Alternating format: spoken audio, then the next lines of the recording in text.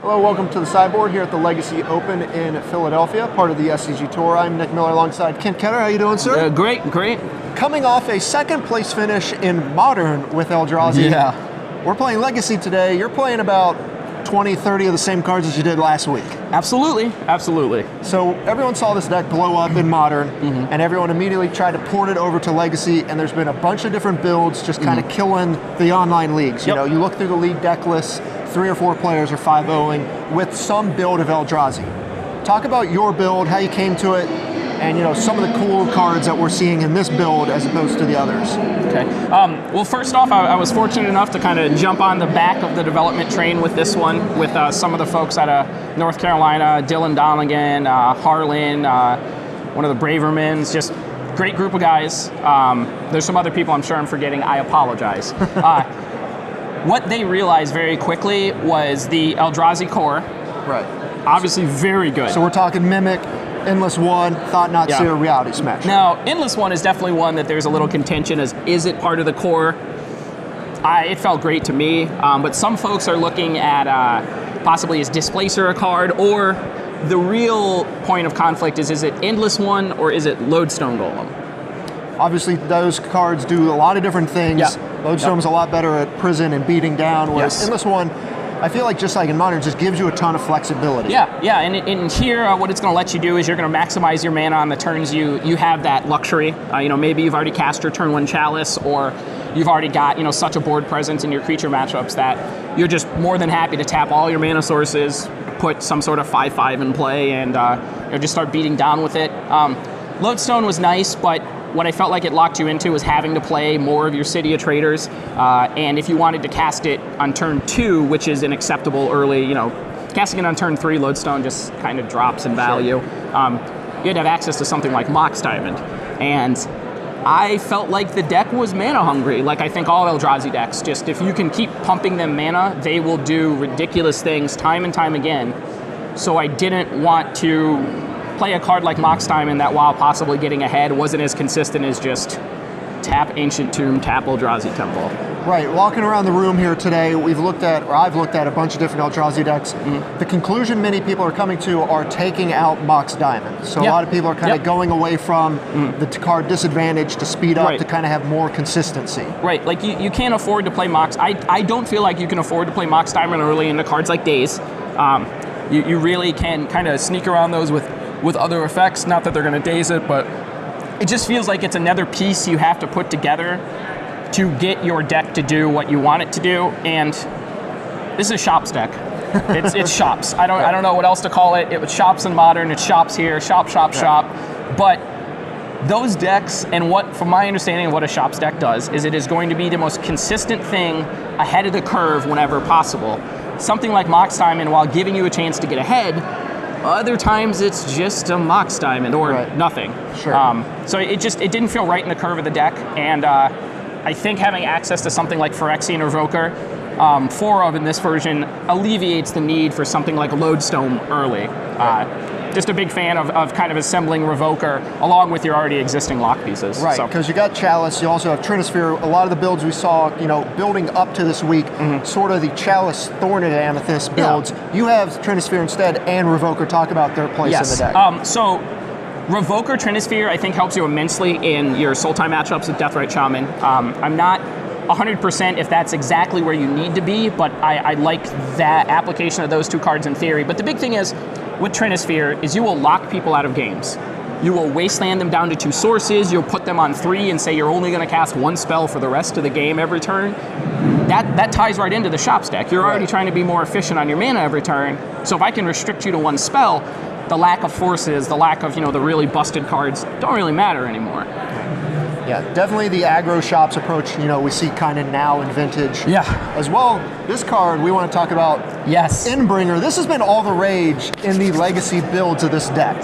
So I actually was lucky enough to put some Inbringers in my regionals list that I lost with. I didn't realize it untapped. Didn't realize this until after my top 4 win, that it untaps twice.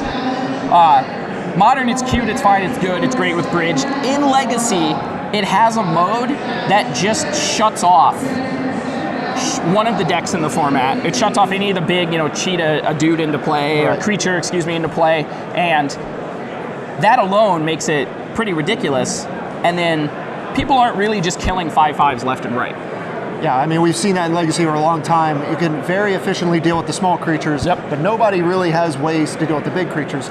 You mentioned shutting down the bigger creatures with this. We talked something like Show and Tell. Yeah. They put in an Emrakul or a Gristlebrand. You put in an Endbringer. They don't get to attack. No, and you can still attack or, do as you want with the Endbringer and, pretty effectively negate what they're trying to do. Obviously, second creature makes it a little awkward, but it's a nice card, and when you're casting it with 3 lands, the mana cost is somewhat irrelevant. So, all right, all the abilities seem pretty relevant. I mean, if the game goes long enough to draw cards, that's good. But also the ping effect. There's a lot of decks in this format where you can just shoot down Delvers or Pyromancers or Infect creatures, Elves. You just go through the list, and that's why he, for us, warranted, or for myself and Andrew Tenjum, who I worked with a little closer on the deck, we wanted the 3rd copy for that reason. And the amount of times where you just get to play against the fair decks is they're still present. Elves is fair as they unfair things can be, and this card just does a lot of work there. If they attempt to get on like the Crater Hoof plan, typically if you can shut off one of the Crater Hoofing attackers, it's an okay shot to try to get them. But really, you keep their creatures from getting out of control, and that ties in really well the fact that you can kill some of the smaller creatures with Endbringer. Warping Whale. Yeah, I did not think Warping Whale was going to be that great. And then once I exiled my first Deathrite Shaman, they go Deathrite Shaman, you go Chalice for 1, they go Thing, and then you exile the Deathrite Shaman, and suddenly their core of every deck with 4 Deathrite Shaman, which is, probably burn you out, Elves excluded, that's a huge way to just cut out what's probably, we'll say, 25 to 30% of their damage is coming from that 1 drop. You get to exile it. Well, we just talked about all of the different things you can do with Endbringer. Warping Whale, similar to that, just has a bunch of modes that are relevant. And, a lot of people brought this up because of the envelop clause on it. Take away Terminus, take away, Reanimate or Show and Tell, that kind of stuff. I think my favorite one, while the Reanimate and the Terminus and the Show and Tell are flashy and great, I've had a wonderful time just countering Hymnothorax or Ancestral Visions. It's the little things like that where you find out, like, oh, that's a sorcery, and that's a sorcery, and I'll counter this Ponder because I'm ahead on board and have the luxury. That's really nice as well. It's a card that surprised me because it hits all of your in-game, like, the cards you're worried about in a few decks, but it still is leaning towards beating creature decks. And that was my concern with a deck like this is, how do we do against the honest attacking decks? And with Endbringer and Warping Whale, along with, some of these other things, it works out very well, along with the fact your creatures are enormous. Right, we can dive right in. You got 2 copies of Umezawa's Jitte, as well as some Dismembers. Yeah. Just keeping steady with the other creature decks and pulling ahead with Jitte. Yeah, the Dismembers are just the realization that since you're ahead a turn or 2 with your Eldrazi curve, Dismember is fantastic. The life loss is pretty irrelevant. The other 2 copies are in the board. If I happen to play the mirror, I'm ready. And then Jitte, Umezawa's pointy stick of fun. The fact you cast it off of 1 Ancient Tomb or City of Traders activation just feels disgusting, and then the fact that it can take over your creature-based matchups seems like the best 4-mana investment you can also just suit it up so much earlier and more efficiently than the other decks. You can play a Mimic, or you can play an Endless One, and you can just equip it on the 2nd turn and already have Jitte counters. Yeah, and against a good portion of the aggro decks and even the Delver decks, which are the aggro decks, one activation of a Jitte and you're probably running away with the game. Right. So, all right, we'll move on to the sideboard here. Yeah. Got a bunch of cool ones to talk about. We got Mindbreak Trap that's standing out alone. Yeah. Got to interact with some of the Storm decks. The card's reasonably powerful. It's nice to make them fear it, and if they happen to duress you on the 1, and let's say they take, referring to Storm, and maybe they take the Chalice, they're now going to deal with Mindbreak Trap, or they do it in reverse. Mm-hmm. It's just one of those cards that, on its own, it's quite powerful, but it has the effects of tying into some of the other things. Like, we're putting pressure on them from multiple directions, and Mindbreak Trap, even as like a one-of, is just such a big looming threat against a portion of the combo decks in the format. If they see one, they kind of have to assume there's more, or just have the idea that they have to play around multiple copies of this. Or they're just going to lose, and that's, you got to put the fear in them. Yeah. All fear, all the time. Right. Winter Orb, we saw this kind of pop out when Dylan Donegan had a few copies in his Grixis Delver deck. This looks really good against things like Miracles and lands.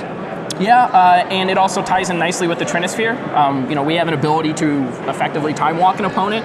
They tap down for something large. You maybe have Sphere in play already, and they've learned to work around that constraint.